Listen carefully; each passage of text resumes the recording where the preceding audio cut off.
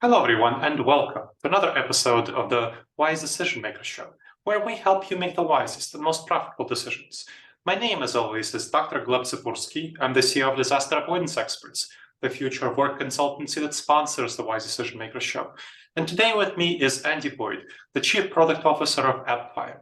Andy, why don't you tell us a little bit about what Appfire does? Sure. First of all, thanks for having me. It's always a pleasure to connect, and I really look forward to our conversation today.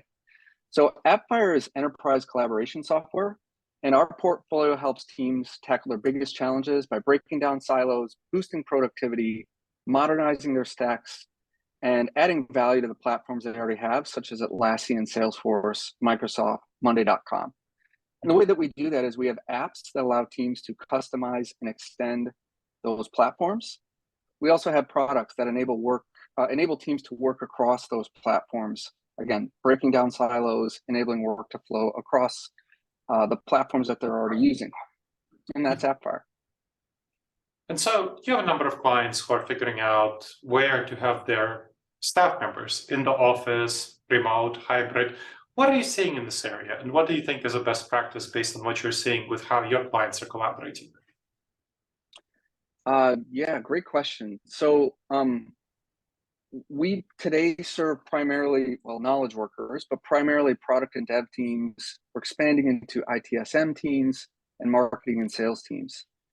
And so in the world of knowledge workers, I think in general, knowledge workers have been working remote and distributed even before the pandemic. I know the pandemic accelerated that trend.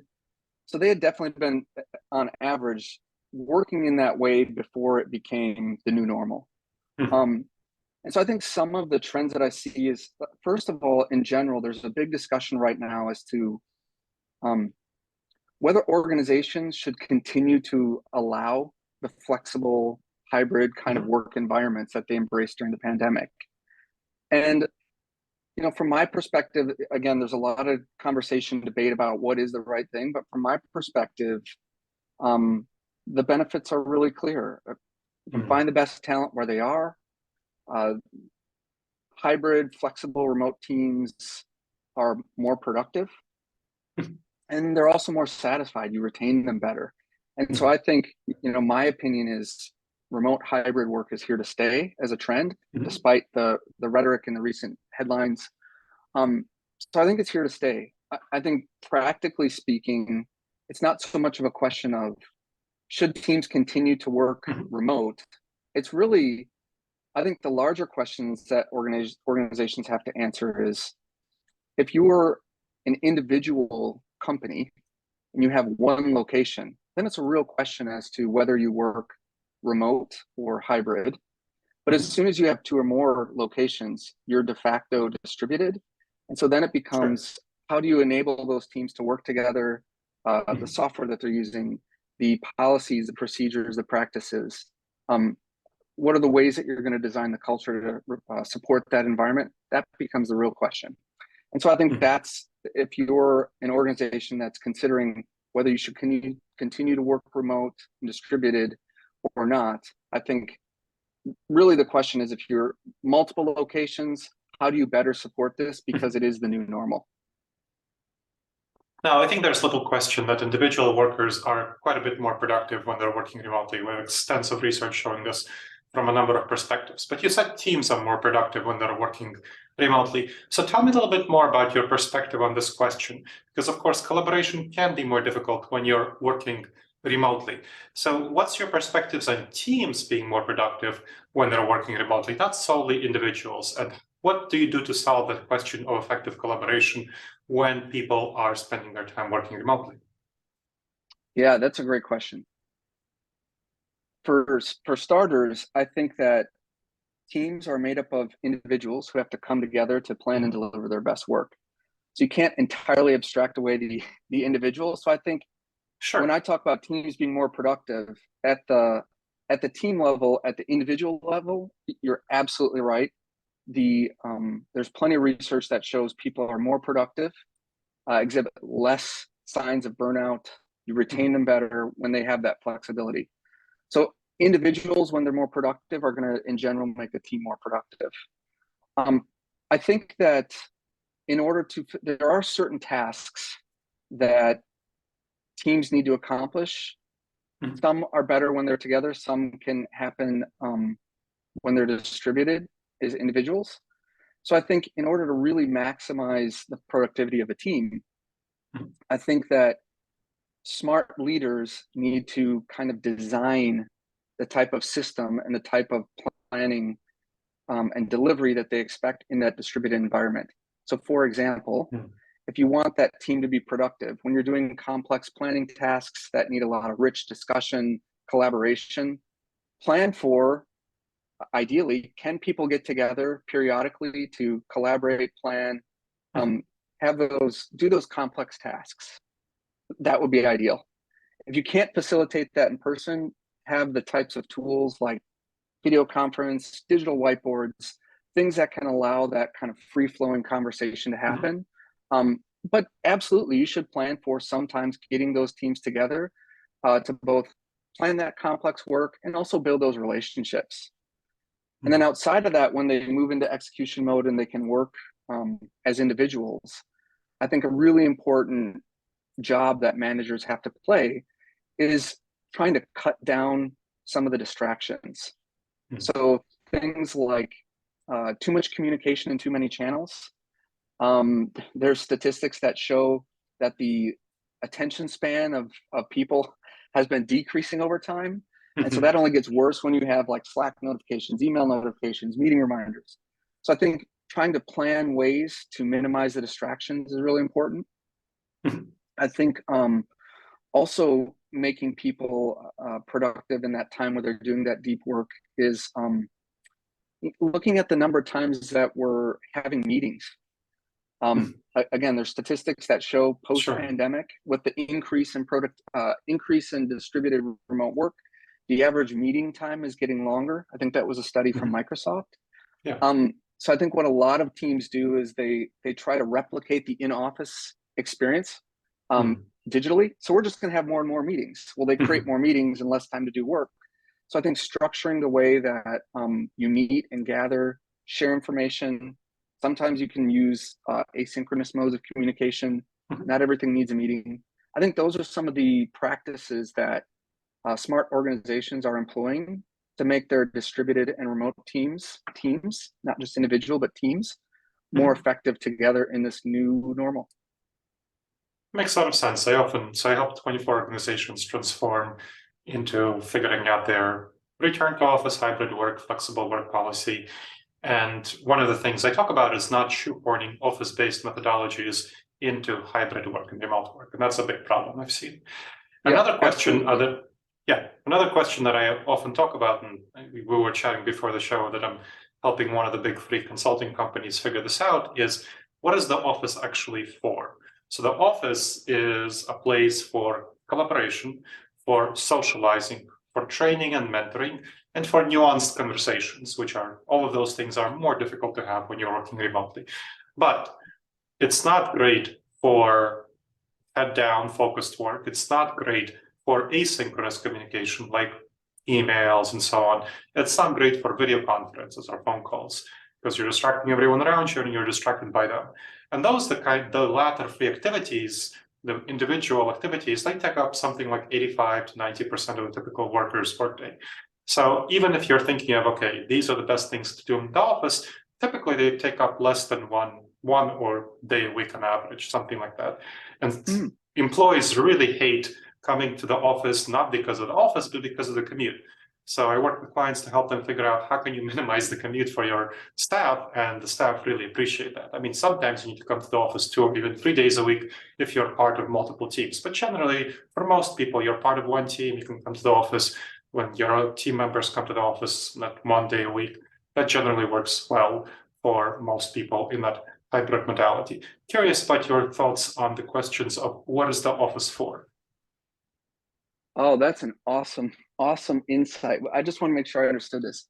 When you said that, like 1 day a week, employees are spending about 1 day a week on those for for the office tasks like Mhm. collaboration, mentoring, nuanced conversation, And Yeah. the other 4 days of the week, they're doing more of the heads down kinds of work, typically. Yeah. That's interesting. I think that I absolutely agree with the premise of your perspective. I think that if I kind of take that 1 day a week and extrapolate a little bit further, I mean, I Yeah. work in software. Sure. And so many of my thoughts around how teams collaborate are in the world of software. And I think that as we look at work as the combination of like planning and delivering in the world of software, there are these like long arc planning tasks, like annual roadmaps, annual budgeting, or maybe you're doing planning in halves or quarters. So getting teams together, across the world, wherever you're located, to do those really deep, rich, collaborative planning sessions, I think is really important. Whether they need to be in the office every week probably doesn't matter so much, but having a regular cadence where they can get together, kind of push aside that other 85% of the work and really focus on those long arc, 1 year, half, quarter kind of planning exercises is important both for that collaboration, those nuanced conversations, and building those relationships. I think it's super important. I think then as you sort of break down into more the delivery side, so if you're in software, you're doing like, whatever your methodology, if you're doing like 2 week sprints or longer kind of increment planning, I think that teams can absolutely be effective if they're working together in a very distributed fashion. But designing, not trying to recreate the office environment, but designing a way of working that supports some of those things. So blocking out that time in sufficient time to get together and talk through complex topics. When you're in the meeting, having sort of rules of engagement. I mean, if you're in an office, you can kind of read body language. If you're on Zoom, you can't see that as well. So one of the things that we do when we do those in-depth conversations in a distributed way, very tactical, but we use like the reactions in Zoom where people raise their hand Sure. Yeah. and it allows people to collaborate. You can still do those nuanced conversations. You can build those relationships. You can have that deep talk. But you have to sort of adapt that style in which you run the meetings to make them effective. And again, providing tools like digital whiteboards, things of that nature that allow people to have that more free-form thought and collaboration, I think is important. So yeah, I think that really love the stat around 1 day, like the deep collaborative and, the 4 days of the week kind of in execution mode. I think that for me, I would absolutely recommend designing a structure, both in person, physically, or recreating that kind of collaborative environment digitally, but really blocking out that time and being intentional about that. And then the other 4 days of the week, whatever the cadence looks like, really supporting those teams to do that heads down work, having those asynchronous communications, minimizing distraction. I think you can do that effectively together in person or in a distributed way. Yeah, and of course, it depends on the kind of role. So like I said, for one of the big 3 firms for which I'm consulting for, they are going to have more in-depth collaboration with each other.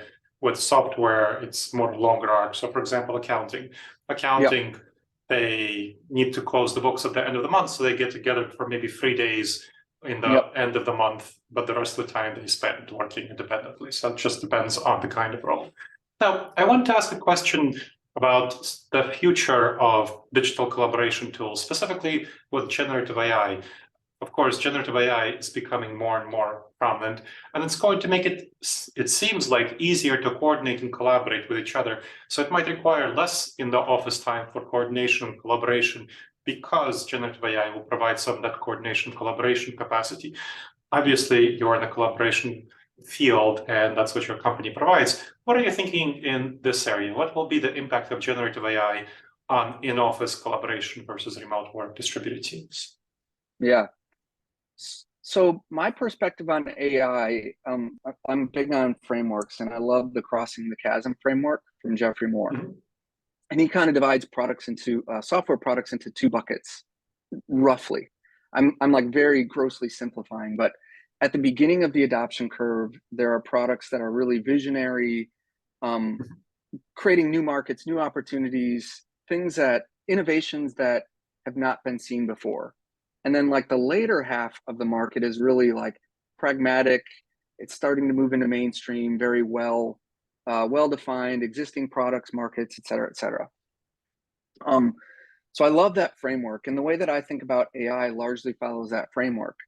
I think that there's absolutely some applications of AI in the world of collaboration that will be innovations unlike what we've seen before. I can't immediately think of something in the field of collaboration that I would point to. Maybe in a consumer product, I think a self-driving car is a great example of a totally new innovation where you combined IoT, GPS, AI to be able to navigate from point A to point B. It's really the combination of those three things that makes that available. And it's not had widespread adoption yet, but it's a new innovation that was really made possible by the combination of those products. If I look then in the world of collaboration and think about all of the existing products and software, I mean, the enterprise collaboration market is expected to be about 85 billion in the next few years. So it's a massive market. It includes many products like file sharing, video conference, collaboration, task tracking. So I think that in that world, generative AI will be really more about complementing and improving the things that people do today. So for example, one of my favorite examples of generative AI is like information retrieval or search. Like think about how much time of your day, like any knowledge worker, think about how much time of their day they spend searching for information. So you've got a question that you want to answer. Like, what do? You go to Google, you search, you pull up a bunch of documents, you probably open a bunch of tabs with a bunch of pages. Or if you're talking like an intranet, same thing, you go to search, you open a bunch of documents, download them, you start culling through them, reading them, copying and pasting notes, like putting them into a document.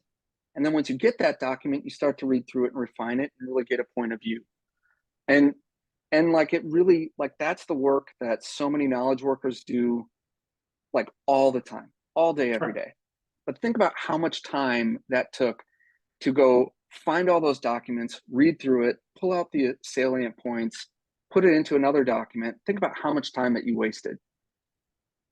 But in the world of generative AI, just the ability for that technology to search through those documents, pull out and summarize some of the most important salient points. Now that same knowledge worker reduces all that kind of lower value work of searching and reading and compiling, and they're really focused on looking at the insights, distilling those even further and making decisions and recommendations. And so I think that's a great example where generative AI took a bulk of the work that was probably potentially lower value, kind of stripped that away. And then they allowed that knowledge worker to focus on reading the information that he or she needed. And they can spend a lot more time both understanding that important information and then making decisions, recommendations. And so I think generative AI is going to have a lot of use cases like that, where it's stripping away lower value tasks and enabling that knowledge worker to spend time on things that are higher value, more important. Yeah, information search is just one example. Yeah, that certainly makes sense to me. And in terms of people being in the office, I think it will be less relevant for people to be able to go over to somebody else and ask them a question, rather than, which is an easy thing to do in the office, rather than use generative AI within the company and have it retrieve information that's available within the company so that you don't need to go to Bob and ask Bob a question. Yeah, exactly. And I think that's also where it's really important. I'm a big believer in institutionalizing knowledge. You referenced a couple times the big three consulting firm. I know that's really important in the way that they work, is capturing their intellectual property. And so I think that kind of the fuel that powers these innovations in generative AI is capturing digitally that knowledge so that you can make use of it. And so I think that probably one of the most important things that we can do for our company and our organization, as we think about embracing AI, is ensuring we're also capturing the knowledge of our people so that we can make use of it. Capturing the outputs of work artifacts, capturing subject matter expertise so that it can be more accessible and available to people that want to be able to benefit from and leverage that. That makes a lot of sense. As we come to the end of our conversation, is there anything I haven't asked? Are there any other last words with which you wish to leave our audience? I think it's been a really great conversation. I think that if I were to look at what does the future of work look like, I think the future of work is here. It's distributed, it's flexible. And I think that smart organizations are looking at, smart organizations that are embracing that new normal are looking at how they design their culture to be distributed and open, how they're, just like you said, how they don't try to replicate the in-office experience, but embrace the distributed and digital experience and design for that, and designing for it across the people that they hire and how they like to operate and behave and how they work with one another. They design for it in the policies, both from the way that teams work together, but IT and security, those are important concerns. And then also the tool and the software that the teams are using to collaborate. I think that organizations that will thrive in this distributed remote work world will design for it and embrace kind of a holistic system of the way that teams work. And my goal and my aim is that we can enable those forward-thinking teams to be able to embrace that new working dynamic. That's a great point to wrap up on. Thank you for sharing your expertise, Andy. This was very helpful. All right, thank you. We'll see you. Bye. All right. And thank you to the audience for checking out another episode of the Wise Decision Maker Show. I hope you have benefited, and I hope you will leave a review for the show. It helps others discover the show, and it helps us improve the show. And please make sure to subscribe wherever you check this out. All right, everyone. I'll see you in the next episode of the Wise Decision Maker Show. In the meantime, the wisest and most profitable decisions to you, my friends.